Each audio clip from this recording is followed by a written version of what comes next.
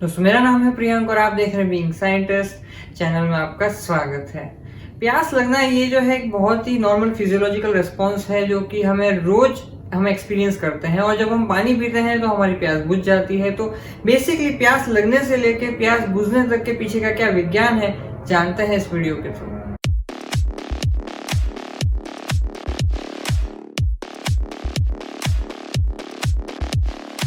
अब देखिए क्या होता है कि हमारी बॉडी के अंदर हमेशा एक होम्योस्टैटिक सिचुएशन बनाने का यानी कि एक तरह से इक्विलिब्रियम मेंटेन करने का काम जारी रहता है। उदाहरण के तौर पे जैसे मैंने 37 डिग्री पे हमारा टेम्परेचर कैसे मेंटेन रहता है उस पर एक वीडियो बनाया था, तो वो भी एक तरह से एग्जांपल था कि किस तरह से बॉडी एक तरह से 37 पे रखती है। तो वहां पे टेम्परेचर के लेवल पे था, यहाँ पे था कि किस तरीके से बेसिकली अंदर की जो कॉन्सेंट्रेशन है सॉल्यूशन की जो भी हमारे अंदर है वो कैसे मेंटेन रखा जाए। तो कौन सी दो कॉन्सेंट्रेशन यहाँ पे इंपॉर्टेंट है, तो एक तरह से जो सेलुलर एनवायरनमेंट में है यानी सेल को आप एक तरह से बॉल मान के चलिए और उसके अंदर वाटर के अलावा बहुत सारी और भी चीजें भरी हुई है जैसे ग्लूकोज, सोडियम, पोटेशियम, ऐसे बहुत सारे जैसे सोडियम बाइकार्बोनेट वगैरह बहुत सारे ऐसे आयन होंगे जो भरे हुए हैं। तो उसकी एक पर्टिकुलर कॉन्सेंट्रेशन है और उसके बाहर जो है सेल्स के बीच के अंदर भी फ्लूइड है, तो एक्स्ट्रा सेलुलर फ्लूइड के अंदर भी वहां पे भी जो कुछ सॉल्यूशन भरा हुआ है, कहीं पे ब्लड है तो वहां पे भी उसका भी अपना एक सॉल्यूशन का कॉन्सेंट्रेशन है। तो होम्योस्टैटिक सिचुएशन में क्या होता है कि जो सॉल्यूशन का जो कॉन्सेंट्रेशन है जो सेल के अंदर है और दूसरी तरफ जो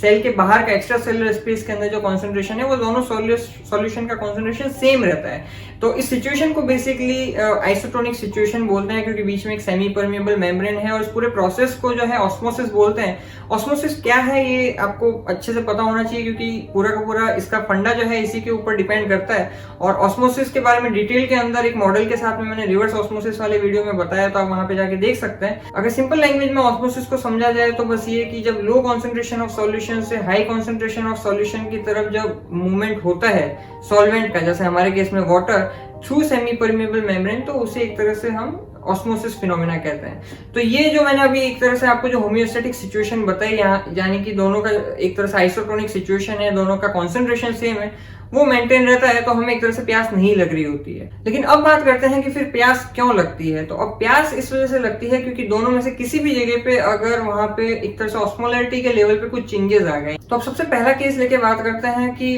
जो एक्स्ट्रा सेलुलर स्पेस जो होता है उसके अंदर अगर सॉल्यूशन की कॉन्सेंट्रेशन हाई हो गई है तो उसके अंदर वो क्यों होता है, क्योंकि मान लीजिए ब्लड लॉस हुआ है यानी ब्लड का वॉल्यूम वहां पे अगर कम हो गया है, या फिर मान लीजिए उल्टी जैसी अगर कोई चीज हुई है जिससे कि वहां पे आपके बॉडी का जो फ्लूइड है मतलब सॉल्वेंट है वो अगर थोड़ा कम हो गया है, तो इस तरह की अगर स्टेट हुई है तो वहां पे आपका ब्लड का वॉल्यूम कम हो जाएगा और इस ब्लड के वॉल्यूम कम होने की वजह से ब्लड प्रेशर आपका कम हो जाएगा। और इसी चीज को डिटेक्ट करता है हमारा जो रेनिन एंजाइम रिलीज होता है, ये किडनी के अंदर यहाँ से रिलीज होता है और एक रेनिन एंजियोटेंसिन करके एक तरह से पूरा पाथवे चलता है जिसमें मैं एकदम डिटेल में तो नहीं जाऊंगा, लेकिन एक तरह से रेनिन एंजियोटेंसिन और उससे बहुत सारे उसमें ऑर्गन इन्वॉल्व होते हैं, पिट्यूटरी से लेके लीवर, लंग, किडनी वगैरह बहुत सारे ऑर्गन इन्वॉल्व होते हैं और जो कुछ इस तरह के जैसे एडीएच या वेसोप्रेसिन टाइप के हार्मोन हैं वो रिलीज करता है। ऐसे बहुत सारे सीरीज ऑफ हार्मोन रिलीज होते हैं जिसकी वजह से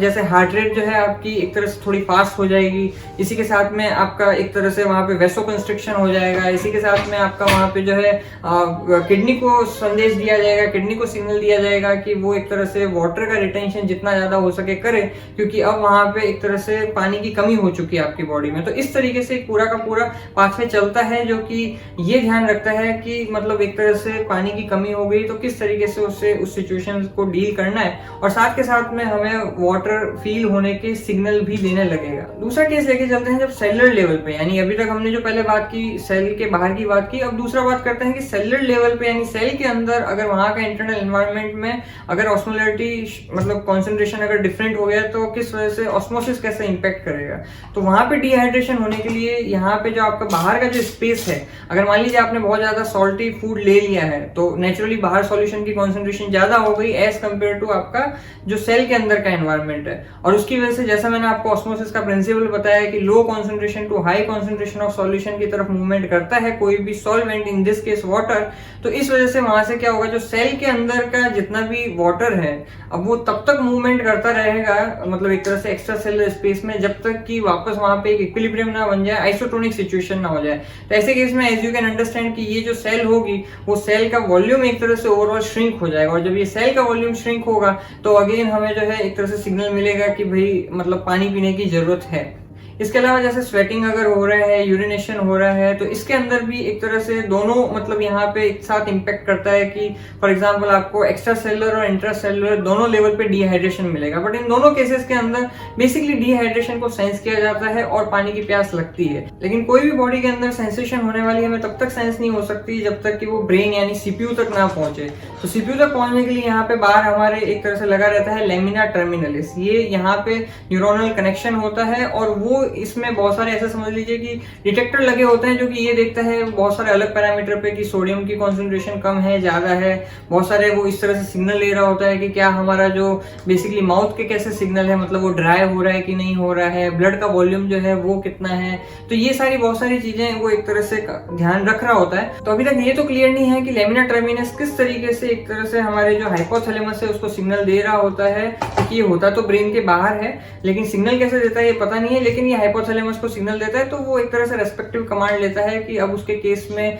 अगर मतलब प्यास लगने का सेंसेशन देना है, साथ के साथ में किस तरीके से हार्ट रेट को मॉड्यूलेट करना है, साथ के साथ में उसको किस तरीके से किडनी को किस तरह से फंक्शन करने को कहना है। तो ये सारे जो एक तरह से कमांड देने का काम है हाइपोथैलेमस इवेंचुअली कर रहा होता है, लेकिन ये मीडिएट होता है लेमिना टर्मिनस के थ्रू। लेकिन फिर आपने एक्सपीरियंस किया होगा कि जब भी जैसे हम मान लो बहुत ज्यादा अगर पसीने से लथपथ होकर आए हैं, या फिर मान लो आप बहुत ज्यादा कहीं डिहाइड्रेशन हो गया, बहुत टाइम से पानी नहीं पिया है, रेगिस्तान में थे, ऐसा कोई सिचुएशन हो गया है, और उसके बाद में जब हम पानी पीते हैं तो हमें इंस्टेंट रिलीफ मिलता है। लेकिन ये अपने आप में बहुत सरप्राइजिंग है, क्योंकि अगर हम पानी पी भी लेते हैं तो हमें एटलीस्ट 5-10 मिनट तो लगना चाहिए, क्योंकि वो पानी जाएगा और फिर स्मॉल इंटेस्टाइन, लार्ज इंटेस्टाइन, और फिर उसके बाद में एक तरह से एब्जॉर्ब होगा ब्लड के अंदर। उस सब प्रोसेस में 5 से 10 मिनट लगते हैं। लेकिन आपने देखा होगा कि हमें 5 से 10 सेकंड मतलब पीते ही आपको मतलब बहुत अच्छा लगने लगता है। तो इसके बारे में बहुत इंटरेस्टिंग स्टडी है जो ये बताती है कि बेसिकली सैशिएशन जो हमें आता है ब्लड के अंदर जाने के बाद में, वो तो एक चीज है, लेकिन पानी पीते हुए ही हमें एक तरह से बहुत सारे हमारे एक तरह से किस तरह का मूवमेंट हो रहा है, वाटर हमारा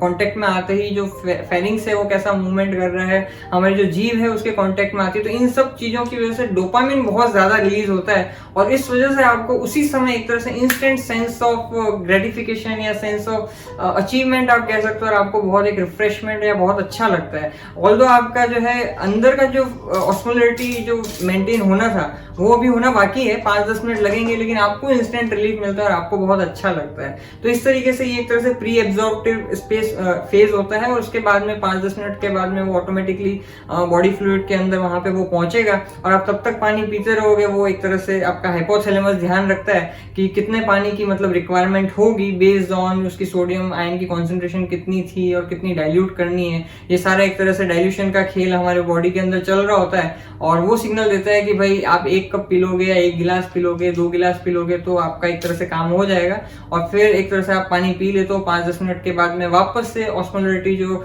एक तरह से इक्विलिब्रियम मेंटेन नहीं हो पा रहा था, आइसोटोनिक सिचुएशन मेंटेन नहीं हो रही थी, वो फिर से मेंटेन हो जाती है और आपकी बॉडी बैक टू नॉर्मल हो जाती है और काम करने लगती है। पानी हमें कितना पीना चाहिए या कितना हमारी एक तरह से डाइट का पार्ट होना चाहिए, इसके बारे में मैंने एक पहले भी वीडियो बनाया, आप जरूर उसे जाके देखें, क्योंकि वो एक तरह से बहुत इंपॉर्टेंट है अगर आप बहुत अच्छा इम्यून सिस्टम अपने बॉडी के अंदर चाहते हैं। तो अपने नेक्स्ट वीडियो में आपको ये बता रहा हूँ कि फिर ऐसा क्या होता है जिसकी वजह से जो डायबिटिक पेशेंट होते हैं उनको बहुत ज्यादा प्यास लगती रहती है और बहुत ज्यादा यूरिनेशन होता रहता है। तो वहां पे उनके बेसिकली उस होम्योस्टेसिस वाली सिचुएशन में क्या मतलब एक तरह से प्रॉब्लम आ रही होती है। तो आज के लिए इतना ही, फिर आपसे मुलाकात होगी। जय विज्ञान।